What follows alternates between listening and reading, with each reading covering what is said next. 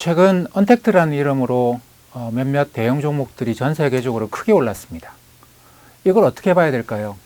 이거 어떤 분들은 2000년 초반과 같은 닷컴 버블과 비슷한 현상이라고도 말씀을 하시는데, 오늘은 이야기를 좀 해볼까 합니다. 먼저 결론부터 말씀을 드리면 저는 이게 2000년의 닷컴 버블 또는 IT 버블이라고 이야기하는 현상과는 많이 다르다고 생각해요. 이거는 저는 1960년대 말 70년대 초반에 니프티 50라고 하는 50개 종목, 근사한 50개 종목으로 사람들이 집중 투자를 하고 나머지 종목들은 외면하는 그런 니프티 50 현상이라고 생각을 합니다. 어떻게 보는가에 따라 가지고 이제 그 다음에 어떻게 일이 진행될 것이고 어떤 변수가 이 종목들을 움직일 것인가 결정이 되겠죠. 먼저 지금 우리가 보고 있는 언택트 관련주, 한국에서는 네이버, 카카오 이런 종목들이 있을 것이고요. 미국에서는 많이들 아시다시피 아마존, 구글, 페이스북, 넷플릭스 이런 종목들, 그 다음에 테슬라도 여기 지금 최근에 들어가고 있습니다. 마이크로소프트도 있겠네요.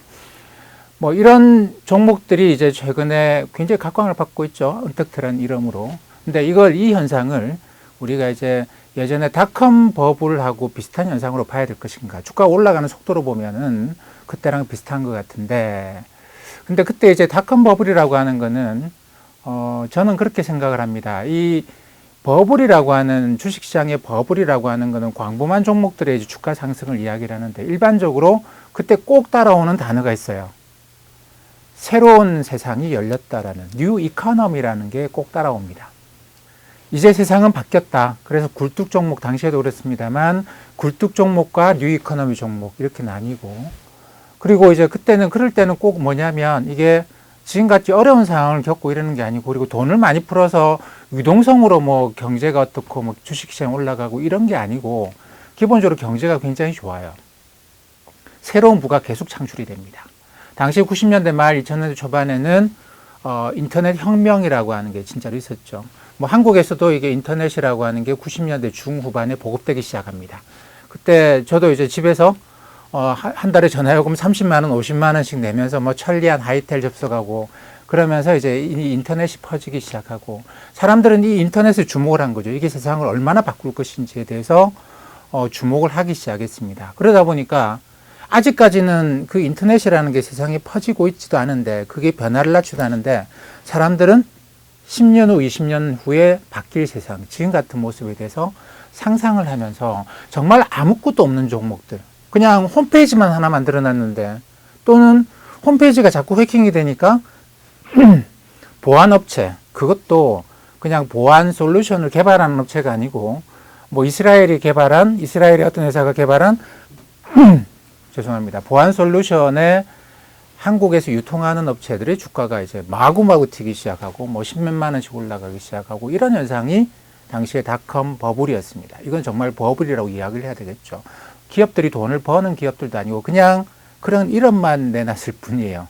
거의 페이퍼 컴퍼니에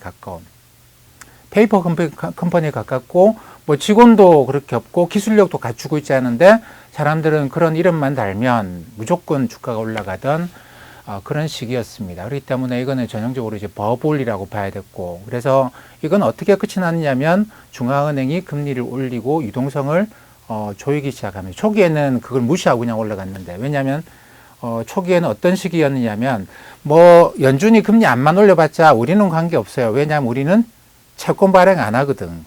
그렇죠?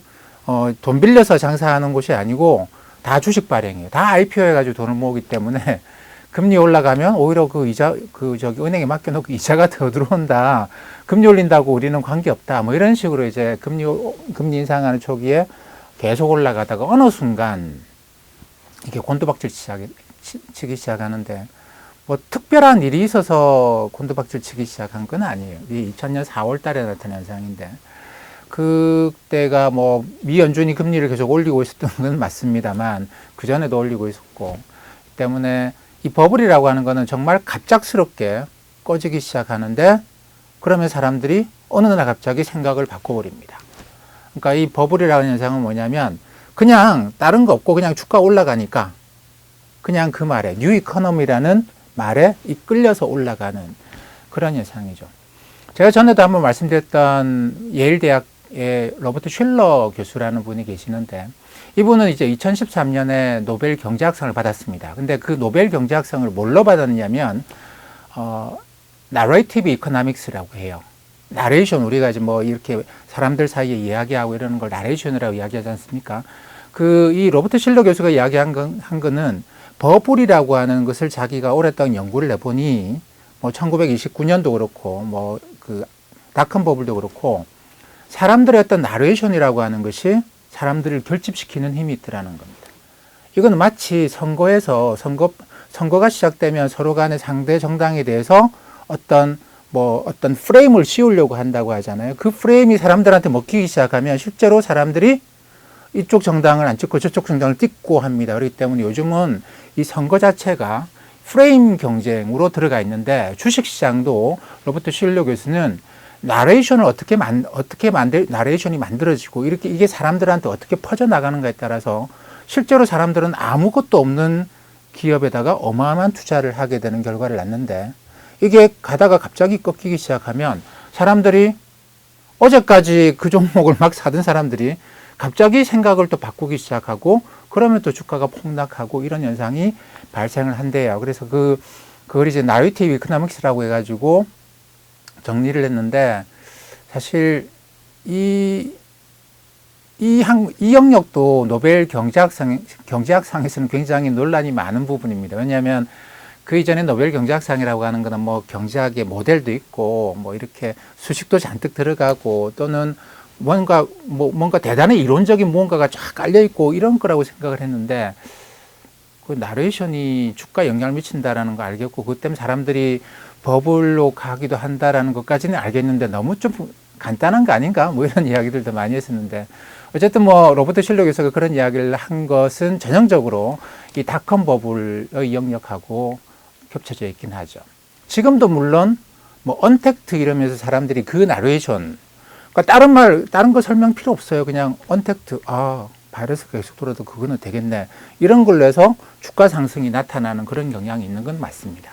근데 그렇다고 해서 모두가 버블은 아니에요. 왜냐하면 우리는 늘 무엇인가의 말을 만들거든요. 그리고 그 말이 사람들 사이에 퍼져나가고 그래서 이제 뭐 개그맨 같은 경우도 그러잖아요. 자기가 유행어 하나를 만드느냐 못 만드느냐에 따라서 이게 이제 그 개그맨이 성공하느냐 실패하느냐 이게 결정된다고 할 만큼 나레이션이라고 하는 건 굉장히 특히나 지금처럼 SNS 세상에서 굉장히 중요합니다. 이 때문에 나레이션 자체를 갖고 버블이다 아니다라고 이야기할 수는 없어요. 지금 말씀드릴 이제 니프티 50라고 하는 것도 당시에 60년대 70년 초반에 나레이션이었죠. 근데 이게 그래서 버블이냐 아니냐는 이 사람들이 그 나레이션에 끌려서 가는 게 실체가 있느냐 없느냐라는 이게 정말로 세상을 바꿀 수 있는 꿈에서는 그렇긴 한데 정말로 지금 세상을 그렇게 바꾸고 있느냐 그리고 사람들이 정말로 그렇게 움직이고 있느냐 아니면 상상 속에서만 그러느냐라고 하는 게 버블과 버블 아닌 것을 구분하는 가장 중요한 거라고 저는 생각을 합니다. 상상 속에서만 그러고 있으면 어느 날 사람들이 갑자기 바뀌어버려요. 제 기억으로는 1998년이었던 것 같은데 영국의 더 타임즈에 실렸던 굉장히 유명한 그림이 있습니다. 그게 더 타임즈가 아니죠. 이코노미스트지에 실렸던 굉장히 유명한 그림이 있는데 일면에 그 표지에 실렸었죠. 그게 이제 2컷짜리 만화인데 그림인데 어떤 거냐면 어떤 사람이 전화를 받으면서 어떤 종목에 대해서 이야기하고 있었는가 봐요. excellent라고 표현을 했거든요. excellent, 훌륭하다. 정말 훌륭한 종목이다. 이런 이야기를 하니까 옆에 듣고 있던 사람이 excellent? excel? 그 옆에 있는 사람이 sell? 그러면서 이제 모든 사람들이 sell 하면서 주식을 다 팔아버려요. 근데 초기 시작은 정말 훌륭한 종목이다라고 이야기를 하기 시작했는데 그래서 쭉 돌고 난 다음에 그 다음 컷에서는 어떻게 시작하느냐면 셀 하니까 사람들이 어떤 사람들이 이제 지쳤다. 난 이 사람들이 이런 것에 지쳤다. 그러면서 이제 나는 이 시장을 떠난다. buy 한 거죠. BYE로 buy. 옆에 있던 사람이 buy, BUY로 buy, buy 이런 그림이 있는데 이게 전형적으로 버블에서 나타나는 나레이션 가지고 주가가 급등했다가 급락하는 걸 아주 저는 잘 표현한 그런 그림이라고 생각을 해요. 구글링에 해보시면 아마 있을 겁니다. 더 이코노미스트지에 제 기억으로는 1998년인가 그때 실렸던 그런 거예요. 근데 지금 현상은 그런 건 아니거든요. 왜냐하면 뭐 카카오나 네이버나 보면 돈을 못 버는 기업이 아니에요. 돈을 이미 벌고 있는 기업들이죠. 그리고 미국에서 뭐 테슬라는 최근까지도 그렇게 돈을 버는 기업은 아닙니다만 우리가 알고 있는 구글이나 뭐 아마존이나 뭐 이런 기업들 보면 마이크로소프트 이미 시장치가 확고하고 돈을 잘 벌고 있는 기업들이거든요. 실체가 없는 게 아니에요. 이 현상에 대해서는 저는 이제 그래서 2000년대 90년대 말 2000년 초반에 닷컴 버블로 지금 현상을 생각을 하는 게 아니고 그 이전에 60년대 말 70 초반으로 많이 생각을 합니다. 그때랑 지금이랑 거의 똑같은 건 뭐냐면 미국이 베트남 전쟁을 치르면서 어마어마하게 많은 돈을 찍어냈어요. 당시에도 지금처럼 그러니까 미국 정부가 베트남 전쟁의 비용을 의회로부터 받아가지고 국채를 찍었는데 국채가 시장에서 국채를 팔려고 하니까 이게 너무 많이 찍혀 나오니까 금리가 막 폭등하려고 하는 것이죠. 이걸 어떻게 했느냐면 연준이 금리를 딱 고정시켜 놓고 나서 국채를 다 매입을 합니다. 양적 완화. 이게 그 연준이 뭘로 했겠습니까? 돈을 찍었죠. 돈을 찍어서 돈을 푸는. 그러니까 지금 같은 뭐 양적 완화라는 말은 버냉키가 만들어낸 말이긴 합니다만 그 전부터라도 이런 식으로 해왔던 일들이에요. 그러면서 미국 정부도 이제 베트남 전비 때문에 엄청난 돈을 쓰고 연준도 돈을 마구 찍어대고 국채를 사들어가면서 유동성이 시장에 엄청나게 풀려나갔던 것이죠. 근데 그 전쟁에서 졌어요. 지고. 그리고 이제 70년대, 71년에 되면 닉슨이 금태환을 정지하죠. 달러가 이제 마구마구 풀려 나오기 시작을 합니다. 사람들이 그런 일련의 과정을 거치면서 이거 돈값이 떨어지는 거 아닌가? 인플레이션이 올 것 같은데. 그리고 거기다가 그 69년인가 닉슨이 그런 선언을 합니다. 닉슨 독트린이라고 해가지고 베트남 전쟁이 이제 안 되니까 베트남 전쟁의 철수의 명분을 만들면서 이제 미국은 아시아 국가들의 정치에 내정에 간섭하지 않겠다. 전쟁이 나도 개입하지 않겠다라는 선언을 해버립니다. 그러면서 세상이 이제 아주 심각한 큰 변화가 오기 시작하는 걸 느끼기 시작을 하죠. 거기다가 중국하고 이제 미국이 핑퐁 외교라고 하기도 시작하고 이러다 보니까 세상이 뭔가 어마어마한 변화를 일어날 것 같은데 이게 돈이 너무 많이 풀렸다. 앞으로 어떻게 되는 거지? 거대한 인플레이션이 오는 게 아닌가라는 생각을 사람들이 하기 시작했습니다. 이 상황에서 그러면 어떤 자산을 갖고 있어야 되겠습니까? 어떤 자산을 갖고 있어야 됩니까? 채권은 아니죠. 왜냐하면 물가가 올라가면 금리가 확 올라가 버릴 거기 때문에 지금 내가 그 당시에 뭐 국채 금리가 6%, 7% 했다고 하더라도 당시에는 인플레이션이 오면 이게 뭐 5%, 10% 정도가 아니고 그 이상이 올 수 있다고 생각했거든요. 그렇기 때문에 뭐 이게 5%, 6%짜리 국채를 사서 이 거대한 인플레이션 파고를 넘을 수 있다고 생각을 하지는 못했겠죠. 은행 예금도 마찬가지고. 뭐 당시에 금을 구하기는 극히 어려운 그런 상황이었고.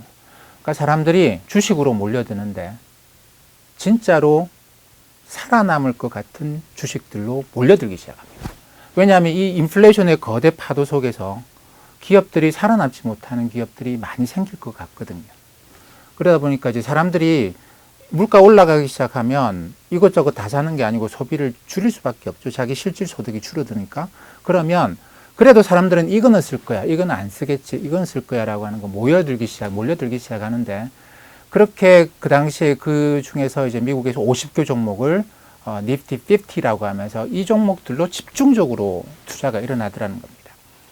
이거를 이제 어떤 사람들은 그게 50개 종목이라서 근데 그 당시에 이게 딱 정형화되고 그 당시에 굉장히 유행하던 말은 아니었어요. 뒤에 가서 좀 정형화시킨 거기 때문에 이 니프티 50라고 하는 것이 딱 이렇게 완전히 딱 정해진 그런 어떤 뭐 다우존스 지수 이런 것처럼 그런 건 아닌데 어떤 사람은 그게 50개 종목이어서 50라고 한다라고 하고 어떤 사람은 아니다. 그 종목들 전부 다 PE 50배 넘는 종목들이 너무 많아서 그래서 50라고 부른 것이다. 근데 PE 50배라고 하는 건 지금도 굉장히 어마어마한 값이거든요. 최근에 뭐 테슬라 같은 거 PE가 100배씩 넘긴 합니다만 뭐 아마존이나 뭐 구글이나 뭐 그다음에 이제 그 마이크로소프트나 이런 종목들 보면 PE가 지금 그 전에 20배, 30배 하다가 이게 30배에서 40배 영역으로 넘어가는 이 정도지 뭐 50배씩 가지는 않아요. 근데 그 당시에 사람들이 그렇게 비쌈에도 불구하고 그 종목들을 샀습니다. 그게 어떤 종목들이냐면 기술과 관련해서는 이제 IBM. 이게 1960년대부터 컴퓨터가 나오기 시작하거든요. IBM이 선두주자였어요. IBM. 뭐 그리고 우리가 지금도 알고 있는 텍사스 인스트루먼트 같은 기술 기업들. 그 다음에 뭐 제록스 이런 거. 그 다음에 폴라로이드 있습니다. 폴라로이드. 물론 이 기업은 이제 역사 속에 사라지긴 했습니다만 이 50종목 중에 사라진 기업들도 있어야 하는데 거의 대부분은 살아남고 그 이후에 번영을 한 기업들인데 그 다음에 뭐 다우케미칼 이런 종목들도 있고요. 그 다음에 소비 쪽에서 와서 보게 되면 뭐 존슨앤존슨 생활 필수품 중에 있죠. 그 다음에 제약회사 중에서는 파이저, 맥주회사 아노이즈 부시 이런 회사들, 그 다음에 뭐 디즈니, 맥도날드, 코카콜라, 펩시 이런 종목들이 이제 이 근사한 50종목에 들어가고 사람들은 이 종목을 집중적으로 사고 나머지 종목들은 버리는 이런 움직임이 지금 같은 양극화의 움직임이 생깁니다. 이걸 어떻게 생각해야 될 거냐라는 겁니다. 사람들이 저 앞에 거대한 어떤 위험이라는 게 인플레이션 위험이라는 게 생기고 거기다가 미국이 69년에 닉슨 독트린을 발표하니까 어떤 일이 생기겠습니까? 여기저기서 전쟁의 움직임이 발생하기 시작해요. 중동은 실제로 그 이후에 74년에 중동 전쟁이 본격화되잖아요. 미국이 빠지면서 그런 일이 생기거든요. 초기에 이스라엘이 굉장히 고전을 했어요. 그러니까 아랍연합군과 상대하면서 이스라엘이 거의 국군이 기우는 정도까지 갔는데 미국이 개입을 안 하기로 하면서 그런 일이 발생했던 것이죠. 우리나라에서도 마찬가지로 북한이 이제 미국이 개입을 안 한다고 그러면 한번 보자라고 하면서 이런저런 활동을 시작하고 그래서 한반도에서도 60년대 말 70년대 초반은 굉장히 이게 상당히 위태위태로운 그런 상황이었습니다. 전 세계가 그런 상황에 들어갔고 돈은 엄청나게 풀려 있고 그렇게 또 인플레이션 올 거라고 생각 안 하면 그냥 국채 사서 안전자산 사서 갈 수 있는데 뭐 당시에는 금은 사기가 극히 어려운 거였고 이게 이제 인플레이션 온다고 생각하니까 그럼 뭘 사야 되겠습니까? 주식밖에 없다. 근데 살아남는 주식을 사자라는. 이 다른 주식들은 이게 살아남을지 어떨지 잘 모르겠다. 이거하고 이거 사이에 어마어마한 가격의 격차를 내기 시작합니다. 밸류에이션 격차를. 이거는 저는 어떤 현상으로 보느냐면 사람들이 일반적으로 그래요. 그러니까 뭐 서양 사회에서도 그런 게 굉장히 빈번했습니다만 바이킹들이 이제 역사에 등장한 것이 790 몇 년, 서기 790 몇 년에 영국을 공격합니다. 영국 해안가를 공격하고 수도원을 뭐 침략하고 하는데, 그때 이제 영국 사람들이 기록해 놓은 게 있어요. 수도사들이 기록. 악마의 군대라고 생각했답니다. 그 정도로 극도의 공포심에 빠져드는데, 이 바이킹들이 그로부터 한 100년 동안 프랑스 강을 타고 파리까지 올라가요. 그래서 파리를 실제로 점령하기도 하고, 배상금을 받고 이제 철수하기도 하고 맨날 공격해대고 하니까 어떻겠습니까? 그나마 성 안에 있는 사람들은 뭐 파리 성도 점령되기도 했었습니다. 성 안에 있는 사람들은 그나마 안전이 어느 정도 유지가 되는데 이 성 밖에 있는 사람들은 완전히 늘 침탈을 당하는 것이죠. 성 안에 산다는 것과 성 밖에 산다는 것이 어마어마한 차이를 발생시킵니다. 네덜란드도 처음에 이제 1570년대 스페인으로부터 독립을 하죠. 독립전쟁을 일으키고 이제 강력한 그 당시에 유럽 최고의 국가, 최고의 군사를 갖고 있던 스페인으로부터 독립을 하는데 이게 네덜란드는 신교 국가였거든요. 그러다 보니까 이 로마 가톨릭을 지키겠다고 하는 스페인이나 프랑스 국왕들로부터 늘 침략의 위협을 받고 있었어요. 그러다 보니까 네덜란드도 이 성 안에 산다는 것과 성 밖에 산다는 거 어마어마한 격차였다라는 겁니다. 그래서 네덜란드가 성 안에 사람들이 막 몰려드니까 네덜란드 정부로서는 어떻게 했느냐면 이게 사람들이 살 공간이 부족한 거죠. 그래서 집을 크게 지으면 세금을 많이 매길 수밖에 없었어요. 지금도 그쪽 지방에 가보시면 이게 정면에서 봤을 때 출입문하고 요 창이 정면에서 봤을 때 하나 있느냐 두 개 있느냐 세 개 있느냐에 따라 가지고 세금 차이가 어마어마하게 발생하더라는 겁니다. 그게 뭐냐면 성 밖에 사는 것과 성 안에 사는 것.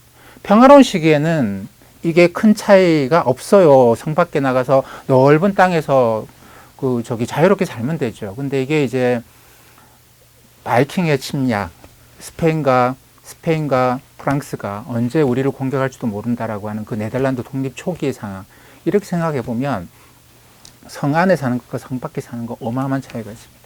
근데 아까 제가 말씀드렸던 이 50종목들이라는 게 대충 들어보시면, 물론 그 중에서 이제 뭐 역사적으로 사라진 종목들도 있습니다만, 당시의 사람들이 이 종목들은 강력한 성을 구축하고 있다고 생각을 한 종목들인 거죠. 흔히 뭐 이걸 경제적 해자라고도 표현합니다. 그러니까 뭐 외국 성에 가보면 이 성 밖에다가 이게 못을 파잖아요. 그러니까 침략을 어렵게 하기 위해서 그런 식의 해자를, 아주 큰 해자를 치고 있어서 다른 기업들이 이 기업을 넘어서려 그래도 넘어서지 못하는 이런 거대한 성을 쌓고 있고 해자, 경제적 해자를 갖고 있다고 생각하는 기업들은 비싼 값에도 마구마구 사고 들어가요. 근데 지금 나타난 현상이 그런 현상이에요. 지금은 그 당시에는 뭐 좋은 상품, 좋은 서비스 이런 데 집중했다고 한다면, 지금은 제가 볼 때는 서브스크립션, 구독이라고 하는 거예요. 구독. 이 기업들이 공통적으로 갖고 있는 게 이 서브스크립션. 사람들이 일정 정도의 돈을 내고 이 기업에 대해서 계속 서비스를 이용하고들. 네이버도 그렇고 카카오도 그렇고 구글, 아마존, 넷플릭스, 마이크로소프트, 애플 다 마찬가지입니다. 페이스북은 조금 아직까지는 그 부분 조금 약합니다만 똑같이 갈 거라고 생각하고 있고, 사람들이 일정한 돈을 내고 계속 서비스를 쓰고 있어요. 이건 무슨 말이겠습니까? 이 기업의 서비스가 좋다, 그것도 있습니다만, 야, 이 기업들은 앞으로 계속 번창하겠네라고 하는 경제적 해자를 갖고 있고 굉장히 견고한 성을 쌓았다라고 하는 그런 뜻이 되거든요. 지금도 뭐 전 세계적으로 어마어마한 돈을 풀고 있습니다. 이 바이러스가 얼마나 인류한테 더 영향을 미칠지는 모르겠습니다만, 어떤 분들은 그런 이야기를 하세요. 이게 이제 뭐 바이러스가 이번뿐만 아니거든요. 그렇기 때문에 앞으로도 많은 영향을 미칠 거고, 그러면 각국 정부나 중앙은행이 할 수 있는 건 돈을 계속 풀어놓은 인플레이션이 발생합니다. 언젠가는 인플레이션이 발생할 거다. 돈 가치는 떨어진다. 금리는 채권을 사기에는 금리가 너무 낮아요. 그렇다고 해서 금리를 마이너스로 가져가는 게 아니고 돈을 마구 풀어서 실제로 실질금리가 마이너스가 나오도록 하는 효과를 낼 거다라는 거예요. 그럼 나는 어디 투자를 해야 될 것이냐? 금 상당히 많이 오르지 않았을까? 뭐 그래도 금이나 뭐 최근에 말씀드렸던 이제 구리 같은 이런 것들, 이런 것도 최근에 좀 많이 움직이고 있는데, 인플레이션 대비한다면 그런 자산들도 생각을 해봐야 되겠죠. 주식으로 생각을 해보면 이 기업들은 그래도 살아남겠다. 더 번창할 수 있겠지. 지금 너무 비싸긴 한데 그래도 살아남겠지. 길게 보면 이 기업들은 결국 자기 영역을 계속 확대시켜 나갈 거야 라고 하는, 그렇기 때문에 제가 볼 때 이거는 이제 90년대 말 2000년대 초반에 인류가 어마어마한 번영을 시작을 하고 인터넷, 새로운 세상이 열렸다, 뉴 이코노미다 라고 하고 가면서 정말 말도 안 되는 그런 것도 꿈으로, 그냥 상상 속으로, 야, 쟤 엄청나게 잘 될 것 같지 않니? 그냥 이 회사가 갖고 있는 거는 이메일 서비스 하나밖에 없어요. 당시에 제가 어떤 생각을 했냐면, 그 이메일 서버 나도 만들 수 있는데 그런 생각도 했었는데, 그냥 홈페이지 하나 만들어 놓고 그걸로 그냥 주가가 폭등을 하는, 상한가 가고 뭐 며칠 연속 상한가 가고 했던 그런 현상이랑은 다릅니다. 경제적 해자를 갖고 있는, 성벽을 쌓아서 다른 기업들이 넘보지 못하는. 근데 그 핵심 뭐냐면, 좋은 물건, 좋은 서비스도 있겠습니다만 이 고객의 데이터를 확보하고, 고객이 나 저기 해보니까 쟤들이 나를 좀 아는 것 같다라는 느낌을 받거든요. 그 느낌 어떻게 받겠습니까? 그건 예전에는 다 사람들이 했어요. 1대1로 상담을 하면서. 굉장히 비싼 서비스였죠. 그래서 이 기업이 나에 대해서 뭘 좀 알고 물건을 보내주거나 서비스를 제공하려고 그러면 이 기업이 비용 부담을 많이 해야 돼요. 면담을 해야 되니까. 그리고 이거 하나하나 맞춰줘야 되니까. 그래서 옛날에는 이게 불가능했는데 지금은 이게 데이터, AI, 빅데이터로 가지고 기본적으로 사람들에 대해서 파악하기 시작합니다. 그러니까 나는 이 기업이 나에 대해서 말이 안 되는 소리를 하진 않아요. 막 그냥 뭐 전단지 뿌리듯이 아무 전단지나 마구 던지는 게 아니고, 보면 얘가 나를 조금 아는 것 같다. 내 개인정보는 모르겠지만 그건 나 편안해라는 것이죠. 편안해. 보이스피싱에 왜 사람들이 넘어가겠습니까? 처음에 나를 아는 것처럼 하고 들어오거든요. 나를 아는 것처럼 하고 들어오거든요. 가령 이제 보이스피싱 전화가 왔는데 그쪽에서 이제 그 사기꾼이 이러면 알아요. 너랑 같은 학교 나왔잖아. 그러면 내가 어떻게 하겠습니까? 너 몇 반이었는데? 너 친한 친구 누구 했는데? 이렇게 하겠죠? 근데 얘가 나 같은 학교 나온 누구야? 라고 하면 일단 사람들은 그래. 잘 지냈어? 이렇게 들어간단 말이죠. 이게 사람들이 어마어마한 허들을 하나 갖고 있는 게 있는데 내가 요 영역을 받아들이려고 그러면 심리적으로 갖고 있는 허들이 있는데 이게 이제 보이스피싱 하는 애도 요 허들을 확 넘고 들어와 버리면 이게 이제 문제가 발생을 하는 거거든요. 근데 지금 AI 기업들이 이 빅데이터를 갖고 가장 기본적으로 사람들이 갖고 있는 허들 하나 그냥 훅 하고 넘어와요. 사람들이 이 허들이 있기 때문에 이 물건 저 물건을 맨날 비교하면서 뭐가 조금 더 싸나 이거 100g에 얼만가 이런 식으로 생각을 하고 마트 가면 늘 그렇게 비교를 하고 사거든요. 근데 이 AI 빅데이터가 요 허들 하나를 싹 넘어와 가지고 가격 비교 이거 필요 없어 라고 들어오더라는 겁니다. 그러면서 사람들이 서브스크립션을 해요. 한 달에 얼마씩 내면서 계속 그 서비스를 구독을 하더라는 겁니다. 이게 이제 지금 현재 그 몇몇 종목들의 주가가 그렇게 높게 유지가 되는 그런 현상이라고 봐야 됩니다. 이 끝은 어떻게 됐을까요? 끝은? 버블의 끝은 그냥 어느 날 갑자기 사람들이 엑설런트가 셀이 되고 굿바이가 바이가 되고 하는 게 버블의 특징인데 이 니프티 50는 그렇게 끝이 난 건 아니에요. 그런 끝이 난 건 아니고 정말로 인플레이션이 온 거죠. 중동 전쟁도 터지고 정말로 인플레이션이 오니까 사람들이 쓸 수 있는 돈이 줄어들어요. 실질 소득이 줄어들면서 사람들이 소비를 줄일 수밖에 없겠죠.